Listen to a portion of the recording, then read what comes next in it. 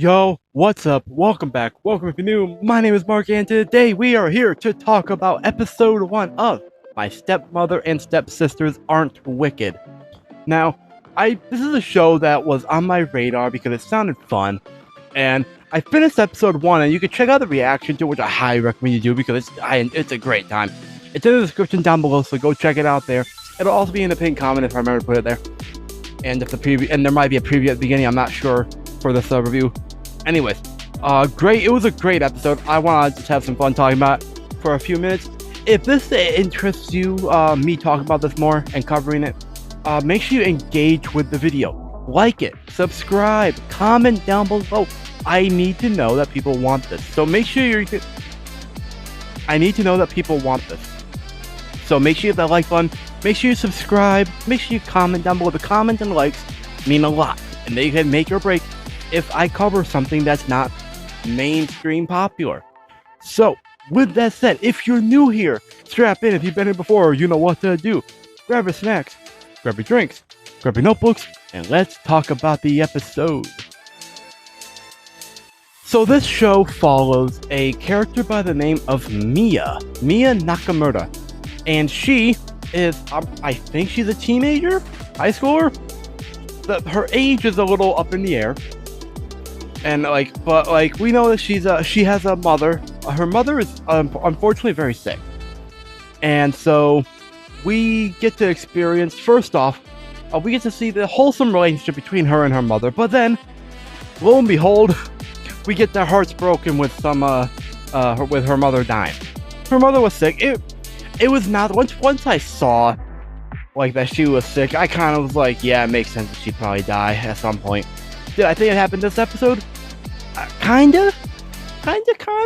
It's up in the air. But turns out the father abandoned her a long time ago. So the guy's a deadbeat. Although something tells me we might see him again, I'm actually not sure. But what I do know is that unfortunately Mia is very well, not unfortunately. Unfortunately, she's already kind of self-sufficient. It's unfortunate because she had to be self-sufficient to an extent because she had to help take care of everything around the house, help out with jobs and stuff, and to help take care of her mother. So it sucks that she had to be self-sufficient, but she is. And so after everything's said and done, we get to see her leaving the village that she was in, village, town, something like that, and going to the city. Now, I don't know what time period this is in. They have telephone lines, so I'm assuming it's the 1900s, unless they had it in the 1800s. I don't know history, so do not come at me about historical accuracy.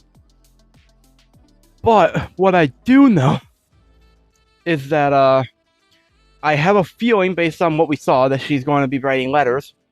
Or maybe not writing letters, but like writing a diary or something, or in her head, dear mother, because she's been that's what she did at first.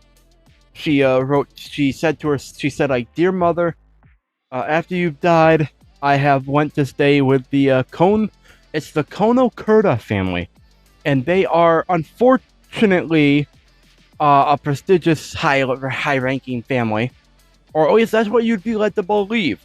Turns out, when she goes there, they are not they look evil, but they're not. Well, to an extent, they look evil. So, we get to meet, this episode at least, we get to meet the sister, the older sister, I think. Her name is Marika. The next sister is Artisa. And then finally the mother, the stepmother. And her name is Teru. And I love them already, man. The first thing I will say, I love the characters so far, because I do love that we're subverting the usual trope that you see in a lot of stories, where the step family is evil and stuff like that, or at least they're bullies. But this time around, they're not bullies, which is nice. It's a nice change of pace, man, if you ask me. But basically, as you can surmise, most of the episode is just her trying to figure out what the fuck she's supposed to do. Because sometimes she'll do something, but then she'll be like, oh no, I'm too low born to like do this, or I'm like too gay ahead of myself, sort of thing. But then the characters, the stepsisters, stepmother, will subvert our expectations, and it's very wholesome, very sweet, man. Like this, like for example, Martika wants to teach, is going to teach Mia how to read because they like reading, and they're cleaning out her father's study, which is and putting all that in the cellar. Originally, it looks like it could have been they were going to put her in the cellar if this were a regular, non-subverting the typical wicked stepmother trope. But instead, they were going to put everything of the father's in the cellar and use his study as a bedroom for her. And so they're doing that. They like have a plan and everything, and she feels like a burden this entire episode. Let's get that out of the way, because I don't want to keep mentioning it, but I probably will anyways. But she feels like a burden this entire time, and she feels like, damn, she feels upset that like, mad at herself that like the sisters have to like help clean up the room, the study. But they have a plan. They get a plan together, and they execute it. And that's when Martika is reading a book. She's like slacking off essentially, reading a book. Asks if Mia's like has read it before, but then Mia admits that she doesn't read or write, and stuff like that. And then we also about school. I don't know if that scene talks about school, but she didn't have a.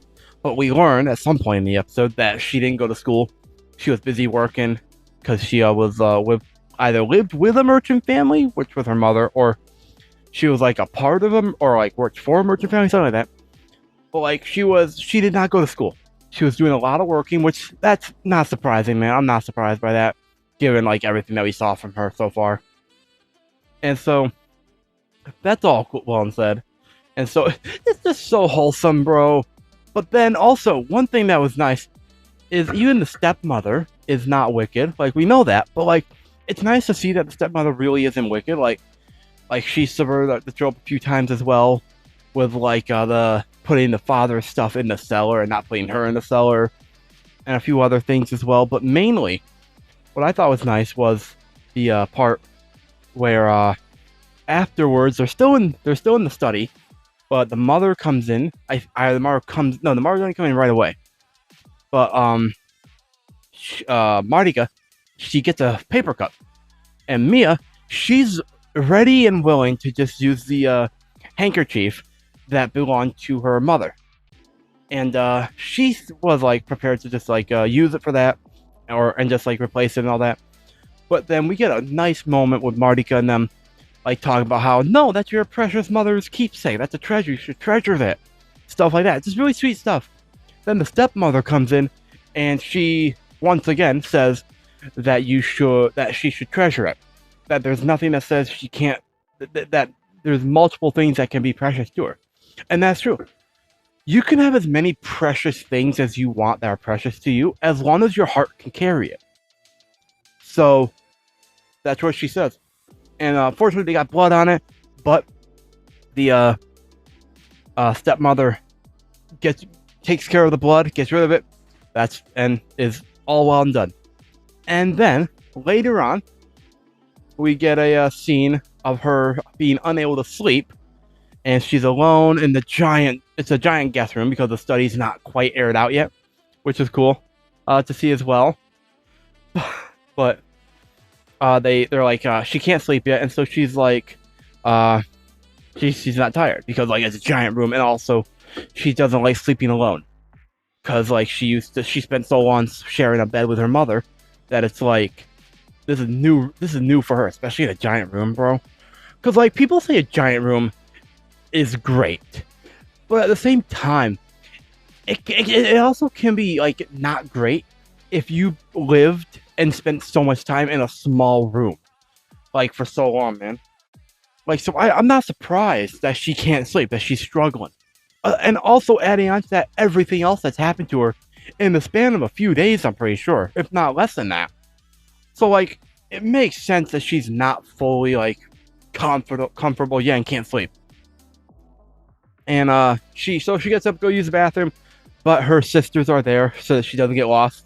So they knew that it would happen. They knew that she might get lost if she went there, and so they lead her to the bathroom. They wait outside. It's all wholesome and stuff.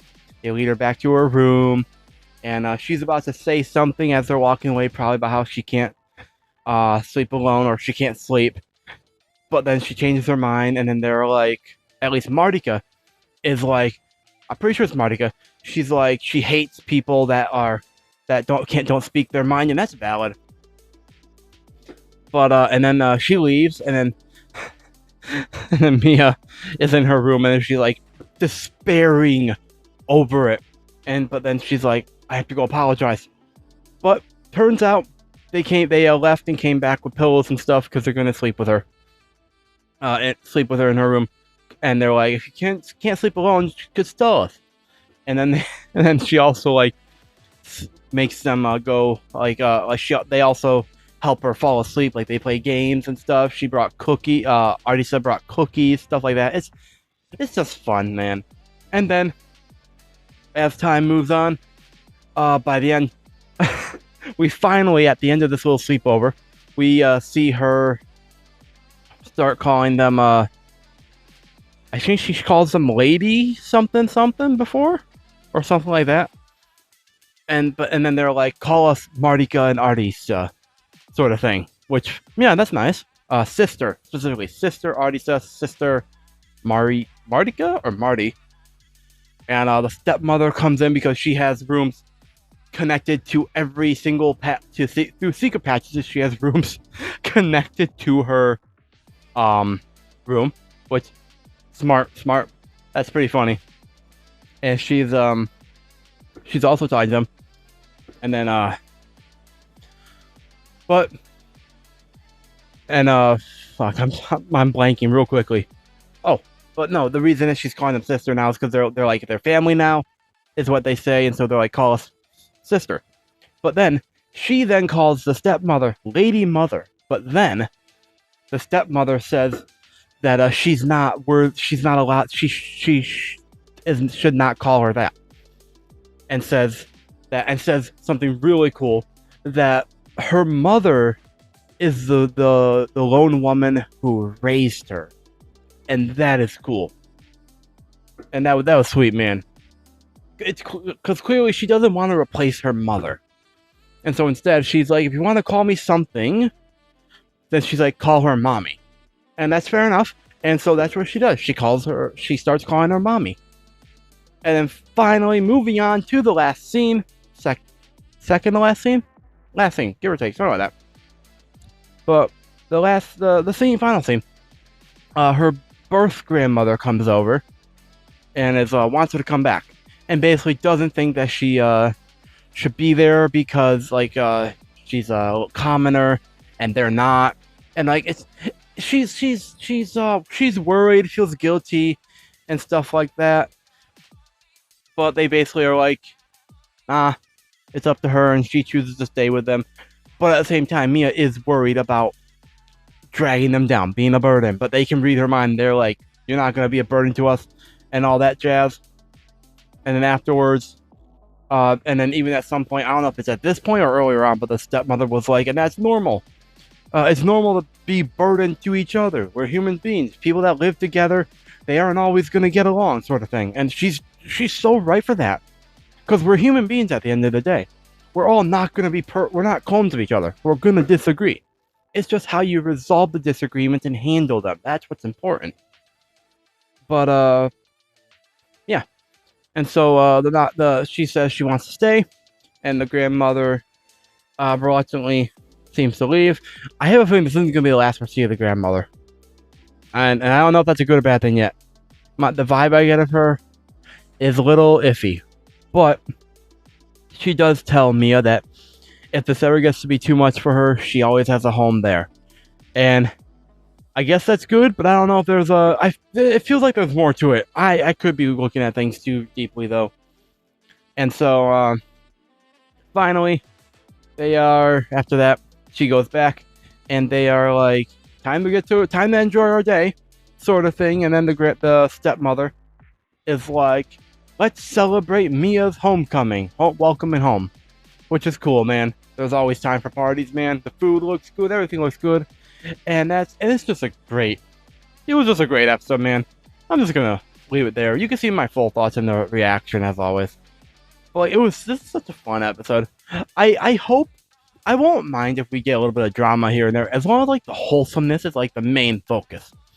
Because I said this in the reaction, but I'm watching a lot of shows this season that are not wholesome in the slightest. At least not initially. So I want some shows that have wholesomeness, and I hope this one stays wholesome. And I hope this is like, if this has some drama, I'll be fine with it. I'll be happy with that, actually. So I like some drama, but like, as long as the wholesomeness, as I said, remains the main focus, I'll be happy. So, with that said, I'm going to wrap it up here. Again, as always, let me know what your thoughts are in the comments below. But seriously, if you want to see me cover this here on YouTube specifically, because I will be checking it on Patreon regardless. But if you want to see me cover this here on YouTube, make sure you engage with the video. Like it. Subscribe. Even subscribe. You don't even have to subscribe as long as you like the video. Comment down below. Hype it in the YouTube mobile app. And like actually watch it through. Because like I look at like a bunch of stats when I decide if I'm going to continue series on here. And the stats are like view duration. So make sure you watch the video. Make sure you like it. Make sure you comment. Because comments also help a lot too. But anyways, with that said, I am going to wrap it up here. Thank you all so much for watching, and until next time, my name is Mark. Never stop being yourself. Stay safe, brother, and I will see all you incredible people in the very next video.